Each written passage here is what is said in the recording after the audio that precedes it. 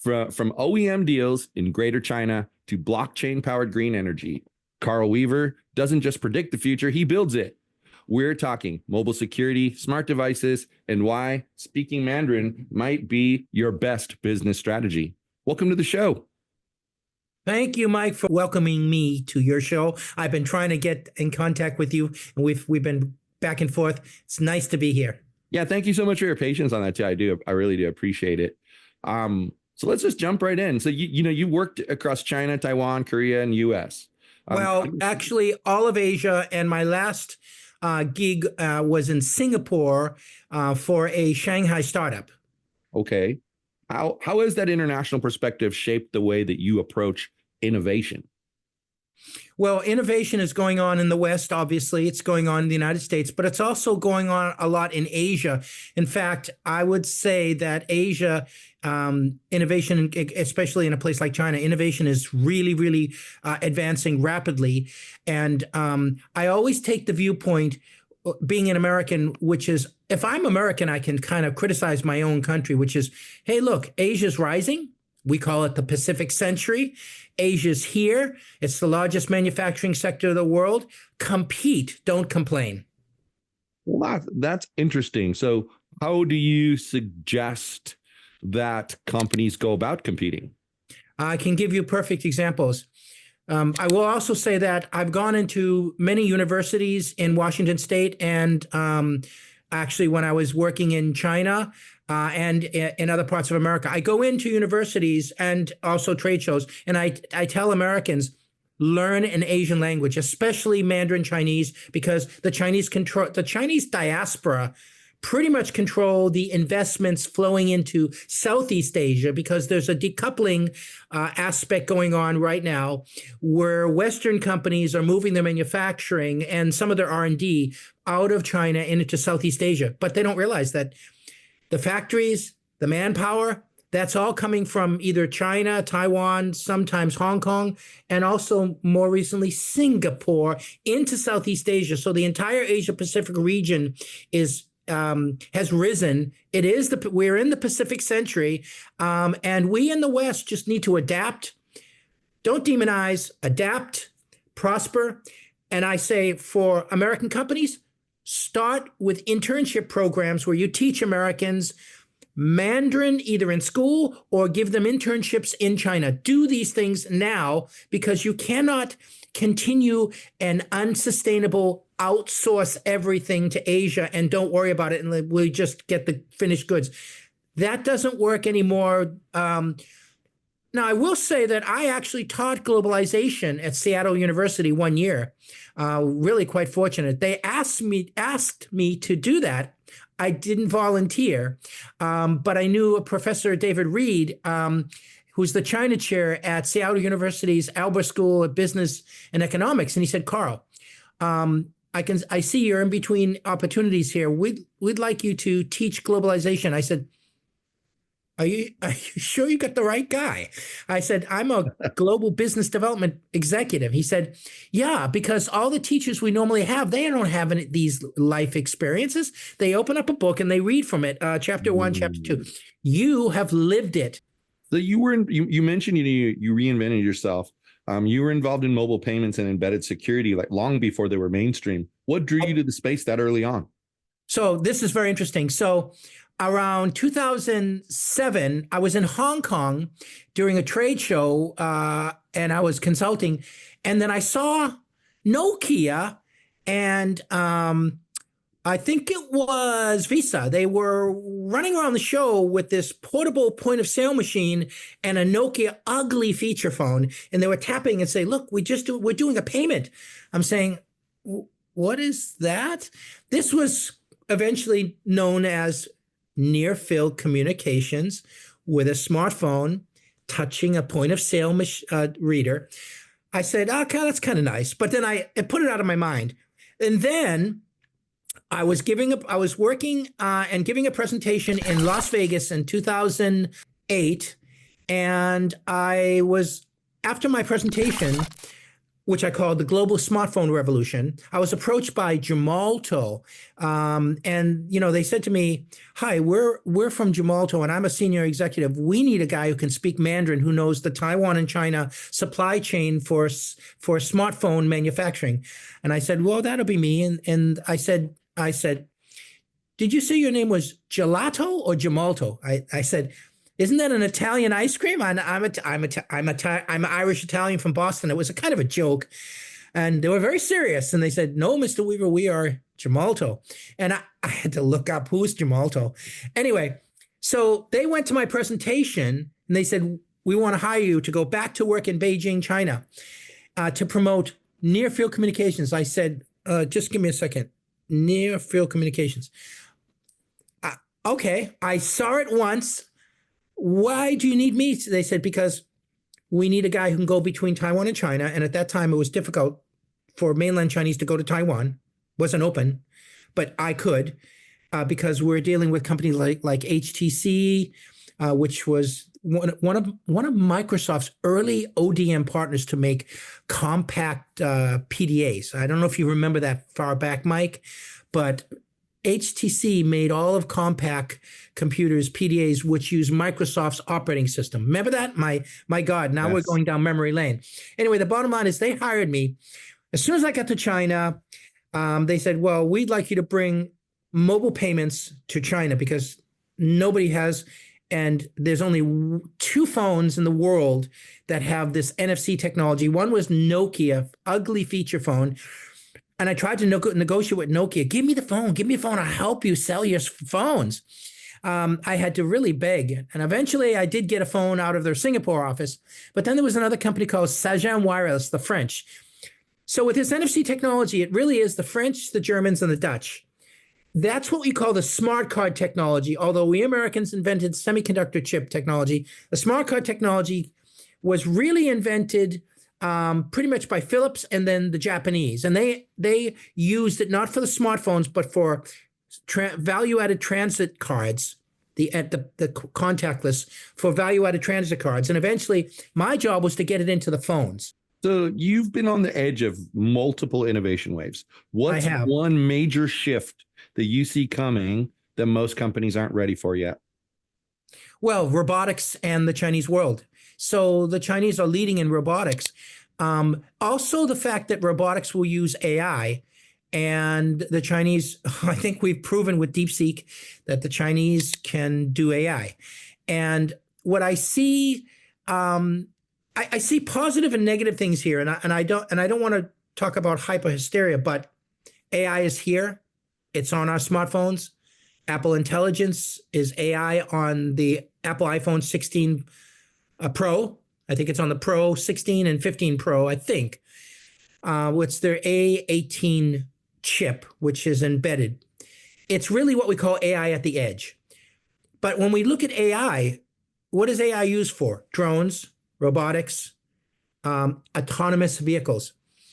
All of that technology China has and has implemented faster or at about the same time as the United States. Let's be fair and honest. Waymo has been operating in San Francisco for years. And we do have drone companies in America, and we are doing autonomous driving as well. I mean, if Elon Musk salivates over all that stuff, right? So what we have here is a dichotomy because we have the West, trying to flex our muscle, but the Chinese have already flexed their technological might, and we have 2 competing egos for technology now in the world. And I fear that there's a bifurcation occurring, which is made in China for China and for Asia, made in America for America and anybody that wants to jump on board. And I say that that's wrong. That's not globalization. That's a bifurcation. It's stopping globalization, and we need the West and the East to work together, because when we work together, more innovation occurs. I also see some negative things with AI. And the negative things that I see are this, basically. As human beings, we all have biases, prejudices, and stereotypes. It doesn't matter what ethnicity you are from, what country you are from, we all have them. And imagine putting all those things into your large language model, which is happening. And if you look at, let's say, ATS resume scanning systems, is there bias in that? Hell yes. Oh, for sure. Yeah. Hell yes. And smart people who may not be the best, in job interviewers, or who may just happen to be more introverted than they are extroverted, they lose out in this ball game, and it's wrong. And so I say that AI is here. Nobody's going to stop AI. It will be embedded into every chip and every smart card and every single device on the planet, including smart TV, smart refrigerators, smart lights, smart cities. It'll be everywhere. And I guess the point is we want to have AI governance, and there isn't any AI governance in the United States, and there also isn't any. We have a problem with that, as we still have a problem with security in the country. And the interesting thing is, in China, they have a cyber and a data security law. We don't have it in America. Hello, Houston, we got a problem. That's very interesting. Some of what you said, I've heard and thought about, but people today, they keep harping on AI, and they think that AI just means like ChatGPT or Gemini. And I don't think for one thing, I don't think they have any clue that machine learning has been around for a lot of decades, and it basically is what brought us to where we are today on AI. But I also think that they don't understand. I asked somebody one time, what do you think about AI? Oh, I can't stand ChatGPT. Well, that's not what I'm talking about. And they're like, well, what else uses AI? And I use the example of the Waymo cars. We have those here in Vegas all over the place. And they're like, how do you think these cars drive themselves? Like it isn't like what they really think is that there's like a laser beam that's in front of it and it's guiding it through traffic. That'd be surely a recipe for massive disasters. Yeah. This is true. Now, there is another interesting thing we should jump into. And so about 8 years ago, an investment group asked me to lobby the Washington State Office of Trade and Economic Development. Because they knew that I knew the Chinese world, and they knew I knew Taiwan very well as well. I mean, my wife is from Taiwan. And so they said, would you go and lobby the Office of Trade and Economic Development, Washington State? I said, sure, I'll give it a shot. I tried to lobby them and say, you need to bring TSMC to the state of Washington. And they had groups that wanted to put a fab right next to Boeing, which made perfect sense, because Boeing has all the suppliers for that. Washington State has the water. Washington State has the power. Arizona is where eventually TSMC put their fab. That is not a bad thing, except to say that there's no water in Arizona. There's not enough of it. So in a roundabout way, the Biden administration, I think, did a very, very good thing by getting the ball rolling and getting TSMC to manufacture in Arizona. But did you know Washington State has a packaging facility for TSMC, and it's been there for like 10, 15 years. I didn't even know that. But the fact of the matter is Washington State is very heavily dependent on cloud and data center technologies. And of course, you got Amazon and Microsoft. No complaints there, except that it eventually went down to Arizona. This is also not a bad thing for the United States, because when you put a fab in a place, there are 1,000 additional peripheral companies that come and set up there. And that's what's happening right now. So you can expect Apple, Google, Amazon, Microsoft to all put major R&D centers close to TSMC. Why? Because they can just line up, and in 45 minutes they can drive and say, here's my order.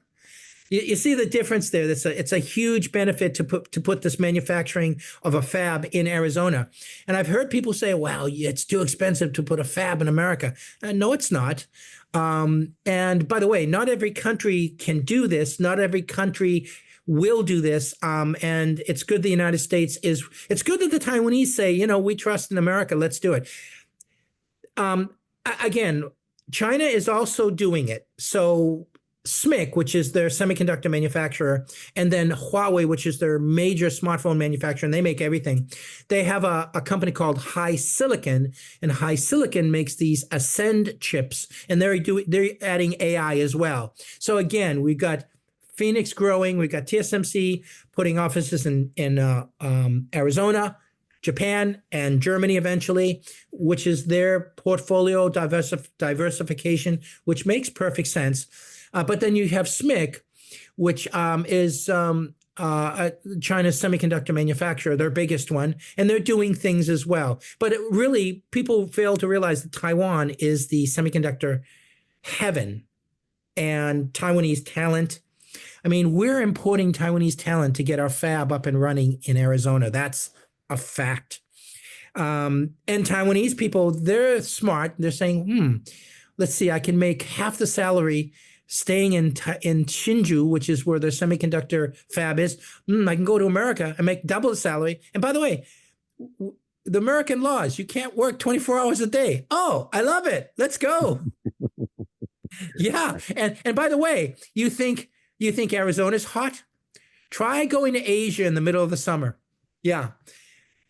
A dry heat is always better than heat and humidity of Asia. Trust me. I've lived in both. So be honest with me. How many acronyms do you have in your head at a given time?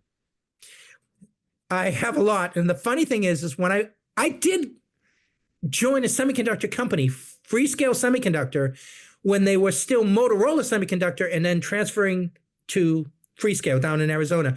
And when I came down, I was hired by Motorola Semiconductor, but then when I got there, it said Freescale Semiconductor. I said, wait a minute, what's going on here? I didn't even know. Yeah. And then so I said, what is this, Free Willy? What is this stuff? And I said, well, okay, it doesn't matter to me. You hired me down here to be the marketing specialist for Asia and the Chinese world. I'm in a meeting first time, and everybody in the room is talking all these acronyms about the semiconductor manufacturing sector. I'm trying to write these things down. I'm going, is there like a book that you publish? Because I don't understand what the hell you're saying. TSM and AML and CDA and S.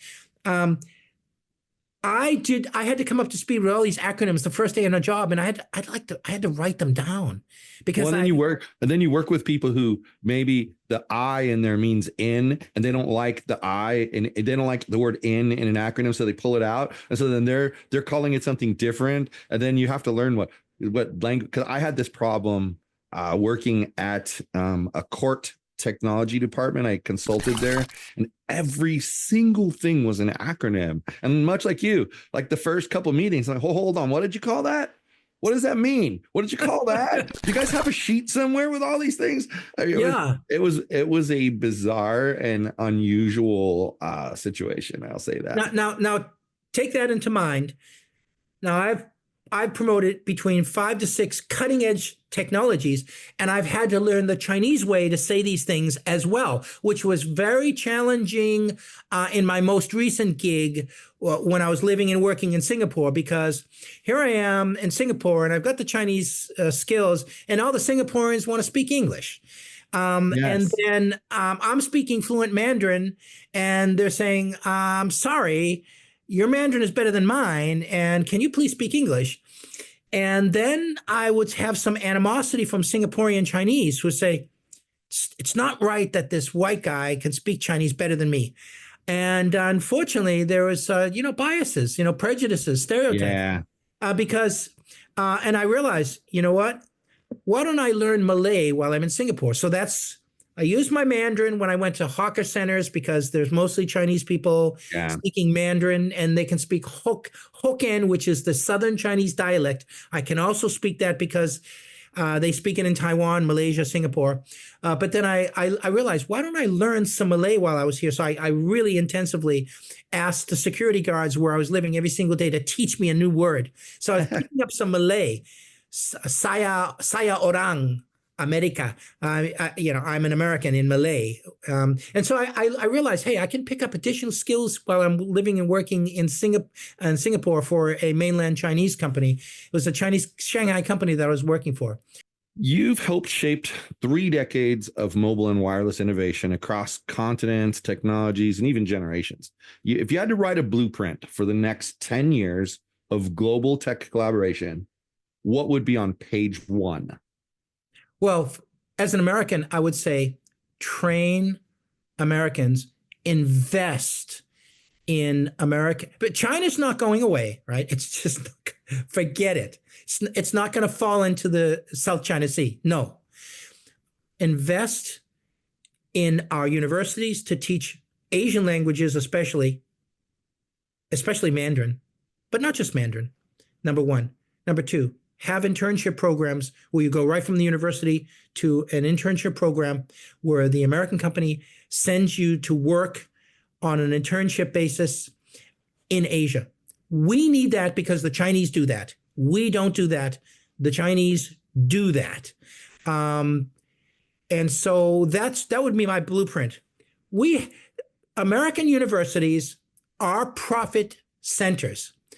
They love to get Chinese students and Indian students because they have to pay the full amount. Okay. They don't give them, Chinese people and Indian people are all, they're the largest student population in the United States, and they pay full tuition most of the time. Yeah. It helps American universities, but it doesn't help Americans. It doesn't help Americans realize that we have to compete with all this hardworking labor coming from China and India.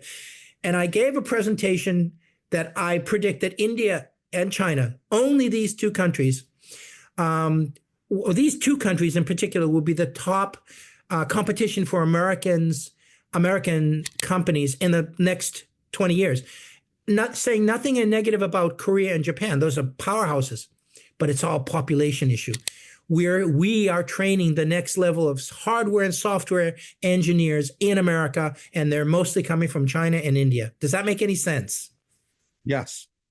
Yeah, it does. So this has been an interesting conversation. You've got a lot of interesting things you've lived through.